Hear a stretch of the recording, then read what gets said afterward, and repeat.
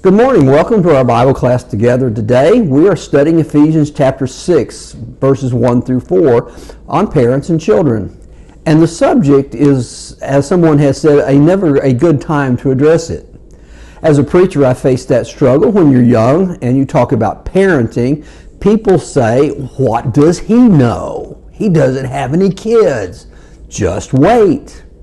And then when he has kids, people comment and say, "Well, they're just too young. Wait until they're teenagers, and we'll see what he says." And then when his children grow in the teen years, the same critics will say, "Just look at how his kids turned out. What does he know?" And when his children are grown into their teen years, the same critics will say, "Just look at how his kids turned out. What does he know?"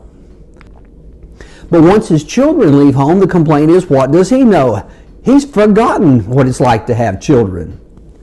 I think it's even more difficult stretch for Paul. After all, we never read much about his family life. We don't know if he had children or not. And the complaint would be, what does he know? He never had any kids. And yet, he describes parenting for a specific reason.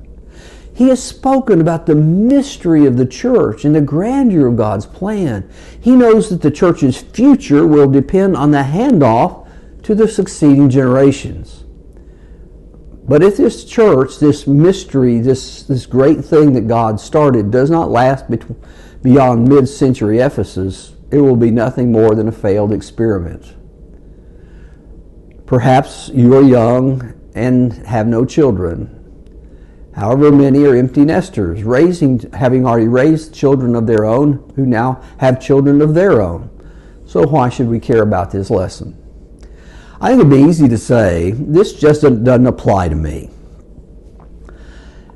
But the truth is that we are all raising more than children.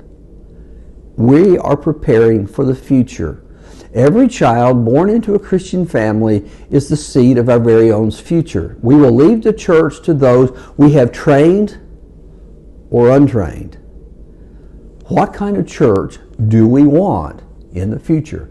That depends on the principles found in today's lesson. The critical factor for Christians to raise their children in a way that propagates the faith is to arm them with tools they need to produce the successive generations.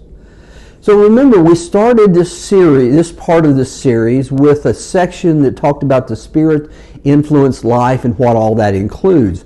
The big idea of the section is that what you best see your relationship to Christ through your relationships with others. And last week we saw in it the relationship between husbands and wives and the mutual submission that they owe each other. But this lesson is about another key relationship in life, that between parent and child, and it's crucial to the purpose of Christ.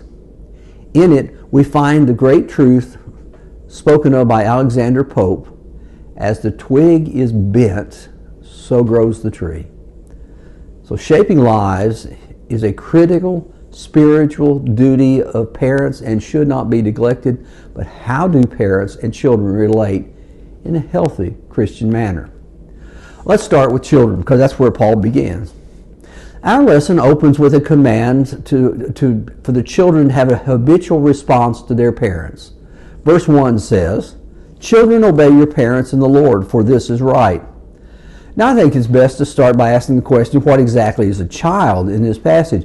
After all, is it a child who is now 45 years old and he is grown and he has his own family? And even though that's the biological link, it doesn't seem to fit the context here, does it? A child is someone who's being raised actively by a parent. He can be disciplined, nourished, and taught, as we're going to see. But there comes a time when a child is no longer under the control of his parents. When he ventures into the world, makes his own living, decides his own lifestyle, the role of a parent changes. No longer is that boy or girl a child to be raised, but an adult to be influenced. I think it is a crucial difference, because what Paul speaks about in this passage, he doesn't specify specific parenting strategies, but great spiritual principles about raising children. But once the raising is done, you have done all you can do, it seems. What is the responsibility of children in a Christian home. As Paul says, it's to obey their parents. And the language he employs says that it is to listen to or to heed. And that's the wisdom of a parent that can see life so much clearer than a child can. I think one of my favorite stories comes from Mark Twain. He said when he was 13, he thought his father was dumb as a block of wood. But when he turned 21, he was absolutely amazed at how much his father had learned in 8 years. That's the wisdom unknown to children that a parent has. A child's never been a parent, but a parent has been a child. He has a better outlook. Paul emphasizes obedience in the Lord. As noted in last week's lesson, the relationship that Paul describes are more than human. They reflect a divine order. Why should children listen to their parents? Paul says because it is right, and he employs a term that is usually translated righteous, which indicates living to God's standard. And Paul says that the obedience of children pleases God. It is the child's righteousness when he obeys parents. And to emphasize this, Paul continues his thought about children in verse 2. Honor your father and mother. This is the first commandment with a promise, that it may go well with you and that you may live long in the land. Now, Paul resurrects a passage out of Deuteronomy which describes instructions given to the younger generations as they enter Canaan. It comes out of Deuteronomy chapter 5. Honor your father and mother, as the Lord your God has commanded you, that your days may be long, and that it may go well with you in the land of the Lord your God that he's giving you. The original instruction was specific to people living in the land of Canaan, land of promise. The commandment, though, is the fulcrum, if you will, of the 10 Commandments, which provides rewards to caring for what parents say and do. Now here, Paul uses it to promote the positive virtue of obedience. It's about honoring or valuing parents. Tragically, I think there are people who grow up today and they just dismiss their parents as old-fashioned and irrelevant to their lives. After all, they have friends who can tell them what to do and they're going to follow the crowd because that's what everybody else is doing. But that never works out. So what does Paul mean? He says that this is the first commandment with a promise.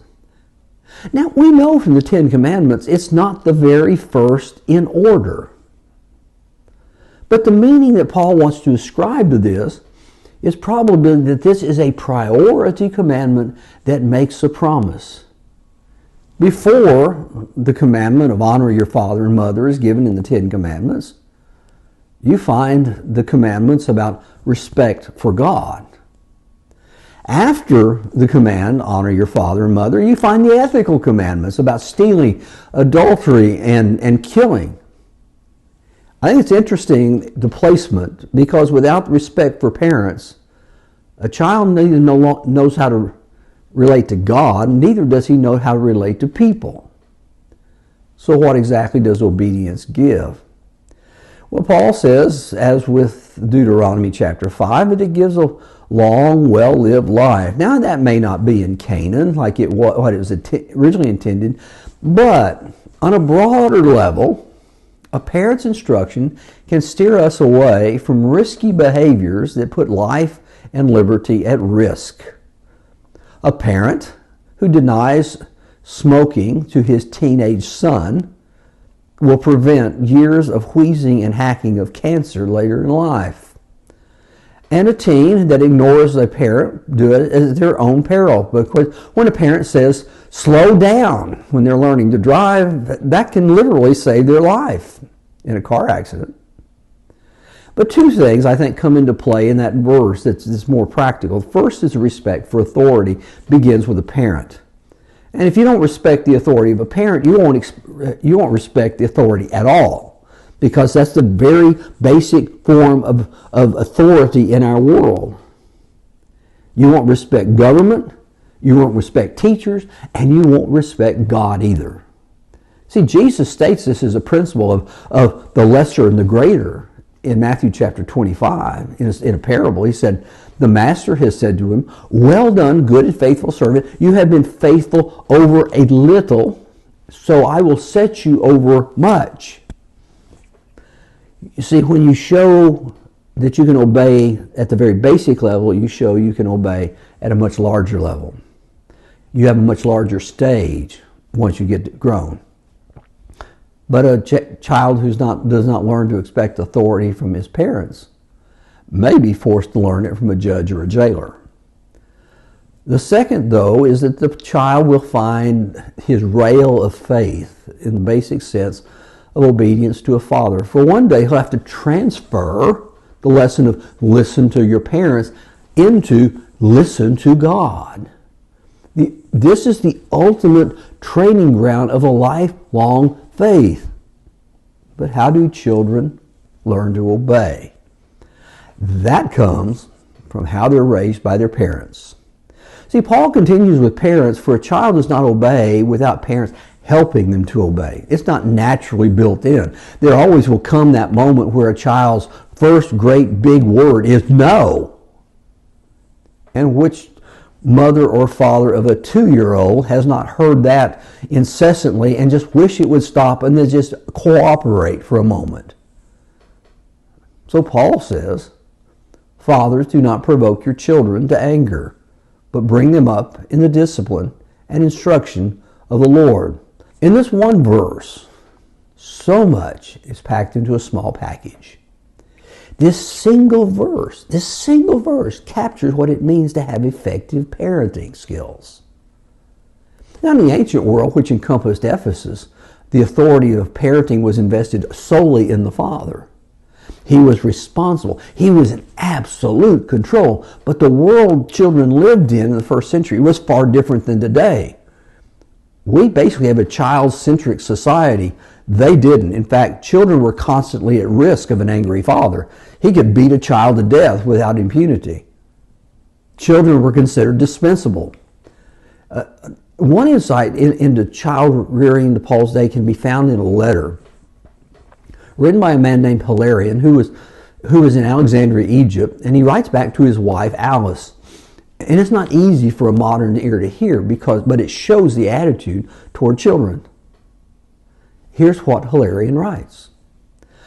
Know that we are still, even now, in Alexandria. Do not worry if, when all others return, I remain in Alexandria. I beg and beseech you to take care of the little child, and as soon as we receive wages, I'll send them to you. If, good luck to you, you have a child, if it's a boy, let it live. If it's a girl, throw it out. This casual disregard for children was the staple of the times. And again, in this passage, as well as it was last week, Christianity was changing the world dramatically. Far from being oppressive, it breathed a breath of fresh air and hope into parents and gave them direction and options, things that they didn't have in the Roman world. It told them how to train their children, not just how to control them. That's because the fundamental premise is that God is a father to his children. See, Paul had already written the Ephesians twice to express that. Ephesians chapter 3 says, for this reason I bow my knee before the Father, from whom every family in heaven and earth is named. And then in chapter 4, when we had the lesson on oneness, it said, there is one God and Father of all. When we develop the concept of God as Father, we will take our emotional cues from our physical fathers. In the ancient world, this was fathers, literally, but these really instructions are better updated for the day for both mother and father for our modern age. However, while it's easy just to sweep away fathers, stop for a moment. We usually give mother the prime duty to raise children, and father is kind of an afterthought. Mothers get roses and presents on Mother's Day. Dad gets the bill for dinner. That's kind of the reflection of our society. But I want you to think about what happens. Just look at some things. In America, in the year 2022, the year we're in, over 4 million children will live without a father in their home. Some because the father is in prison, others have abandoned families or estranged due to divorce.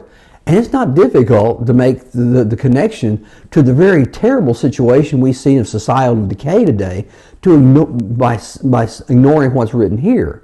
Without a father there, homes suffer. Mothers suffer.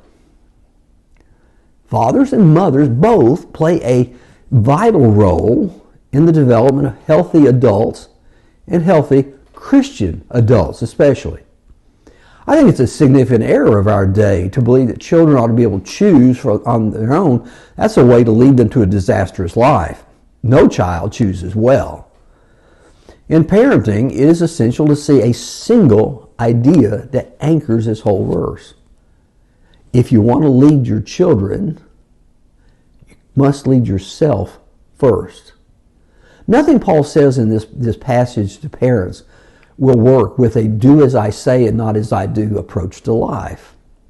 The only way to help a child develop well is to have a parent show them the image of what it looks like.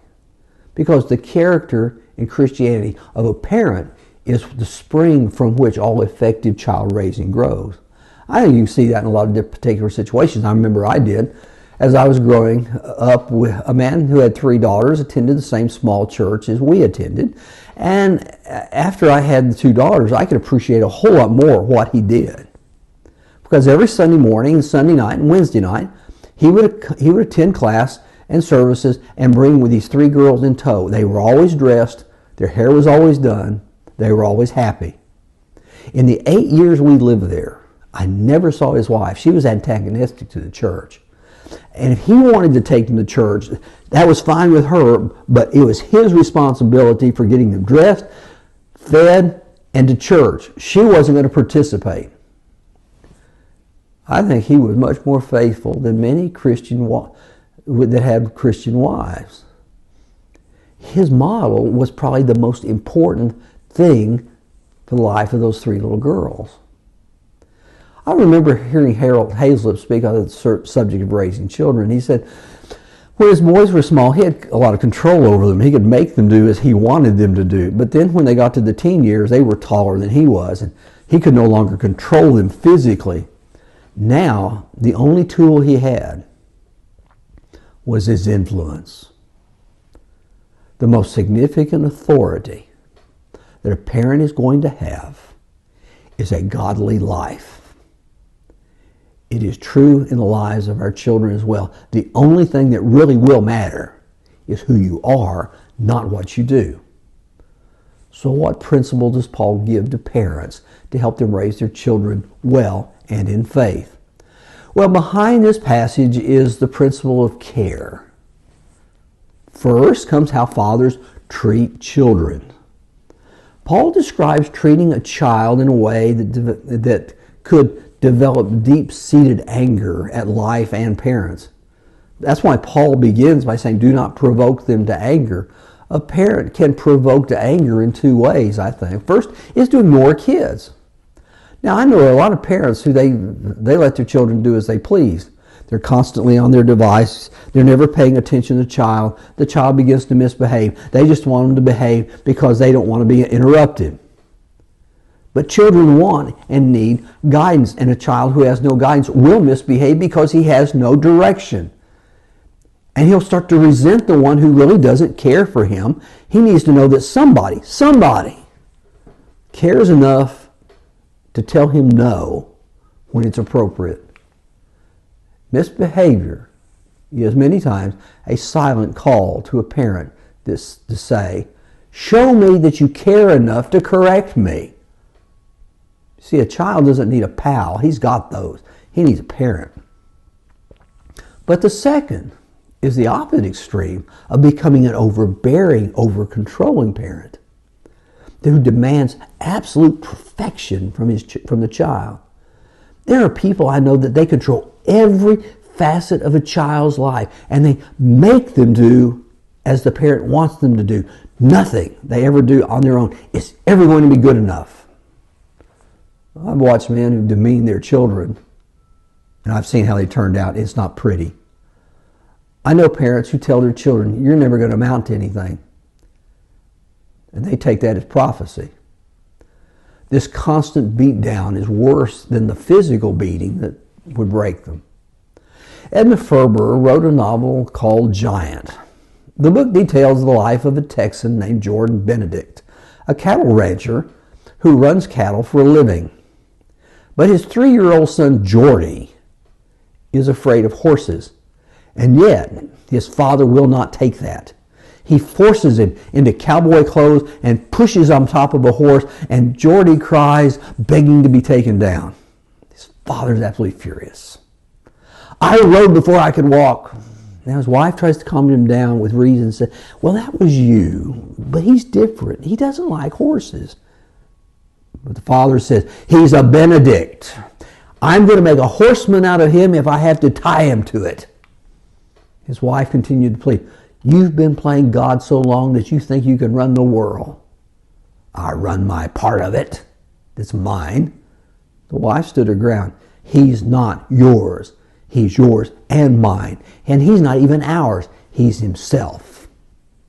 Many are resentful adults who cannot stand their parents due to the deep-seated anger that governs their lives.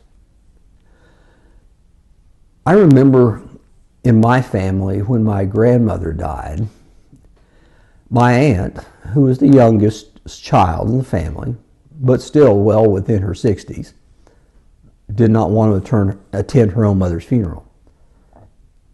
I found that strange until my mother explained it. She said that when they were young, my grandfather's mother passed away.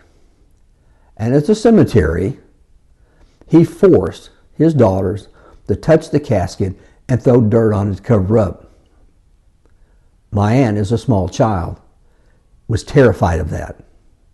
She didn't want to do it. And yet he made her do what she didn't want to do. And the rest of her life, she remembered that moment. And it gave her an aversion going to any funerals. She did come to her mother's funeral. She snuck in after it started and left as it was beginning to end. Hardly anybody saw her. It all came because my grandfather, who was a pretty controlling man, forced her to do something she did not want to do, that she did not need to do. But he had to make it happen.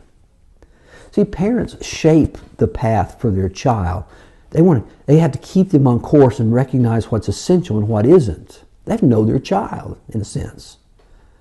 And Paul describes this a way to avoid this deep-seated anger and resentment in children as they grow up.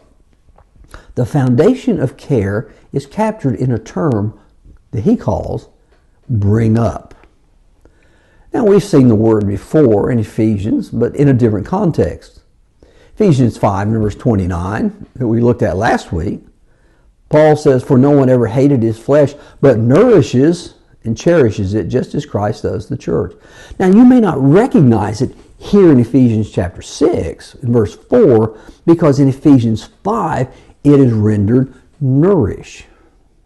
And it's used in the sense we nourish ourselves by providing us what we need to survive and thrive. That's what it means. The word really indicated feeding given to a child in need. And often Asian families would hire a wet nurse to nurse newborns, which was a term used to describe giving them food. However, really the term implies giving them something that they need for their healthy development. A child needs things if they're going to develop well. And in this verse, Paul details what it means to raise a child with what they need. First, every child needs discipline. See, Paul continues by saying, fathers, do not provoke your children to anger, but bring them up in the discipline. The first is discipline. For many, discipline is a dirty word. It reminds them of a belt on their backside as a child. It's always equated with punishment. But yet, in the ancient world, it was a correction of someone to achieve what is best. The term describes God himself. The Hebrew writer says, "Have you not forgotten the exhortation that was addressed to you as sons? My son, do not lightly regard the discipline of the Lord." He lets us go through difficulties to change us, to put us on the right path, to get us to see things. And then he goes on in verse 11 in Hebrews chapter 12. "For all discipline seems painful rather than pleasant, but later it yields the peaceful fruit of righteousness to those who have been trained by it." The purpose of discipline is twofold. One is to stop destructive and harmful behavior. If a child runs into a street, he is scolded and maybe swatted and punished to teach him that that's dangerous. And enough times of that, he'll go, "Don't do that again." But the second is to help a child grow into an adult who can correct himself. The purpose of all discipline is self-discipline. A grown child is what he becomes when his parents have disciplined or refuse to discipline him. You will see the measure of the growth or the parent in the way the child acts as an adult. All you got to do is look at the current climate around us and the horrible images of what seeming is barbarism. And all that does is pull back the curtain a few years and let us see what happened at the homes. Nothing was done. There was no discipline. There was no correction. There was no putting back on the right path. There was do as you please and don't worry about it. But see, effective discipline has three marks. First is age appropriate. You never would punish a 3-year-old the way you would a teenager, or vice versa. It's circumstance appropriate. Secondly, how severe was the infraction? It needs to be, the discipline needs to be measured against that and make it appropriate. But third, does it correct the behavior, not just punish it? Is there a connection to where you say, that was not something I should do, I need to do this? Now, sometimes we believe that all punishment has to be physical. And while I think that's appropriate at times, other forms may be just as effective or more so. For instance, I knew of a woman that, a girl who, she was mad at everybody, and so she went into her room and slammed the door as hard as she could. Just rattled everything in the house. And her father decided he would discipline her, but she was 14 years old. What do you do with a 14-year-old girl? And the answer was very simple. He quietly went in the garage. He got a hammer and a screwdriver, proceeded to her room, and started taking the hinges off her door. The girl said, "What are you doing?" He said, "I'm taking your door. Apparently you don't know how to use it." And she said, "You can't take my door." He said, "I'll return it as soon as you learn how you're supposed to treat a door in this house." He made his point without any kind of conflict. I remember I did something once that I shouldn't have done, that I'm not proud of. In fact, I don't tell anybody what it is because it hurts so badly today even. I remember what my dad did. In a low voice, he simply said to me, "I was embarrassed by what you did." Ouch. A beating would have been less painful, but the lesson has stuck. The second thing that Paul talks about is direction. Paul's not this stern disciplinarian who says, "We're going to beat this thing out of you." Instead, he's a coach. You correct bad behavior, but you teach good behavior. That's what this passage is basically saying. So he says, "Fathers, do not provoke your children to anger, but bring them up in the discipline and the instruction of the Lord." The second term, instruction, is verbal. It describes telling a child what they did wrong, why it was wrong, and what the right thing to do in the situation when they get to it next time. It is correction and direction, all at the same time. Often a child feels bewildered with, what did I do that was so wrong? They really don't know. And if a parent doesn't help them know what it is, they won't be able to correct it or do the right thing next time. Don't forget two words in parenting. One is why. Secondly is what. Why did you do what was wrong? Why is that wrong in the first place? So, and then what do you do that is right the next time you come to it? That way a child knows what he did and he shouldn't do it, and what to do when he comes to it again. It takes both to help children make godly decisions. But if you don't know what you want, you never will get what you want because you don't know what it is. And that's true about parents as well. What is the goal of discipline and instruction for a child? It's not to control a child, to make them do what you want. It's not to give you an easy life. Parenting is never easy.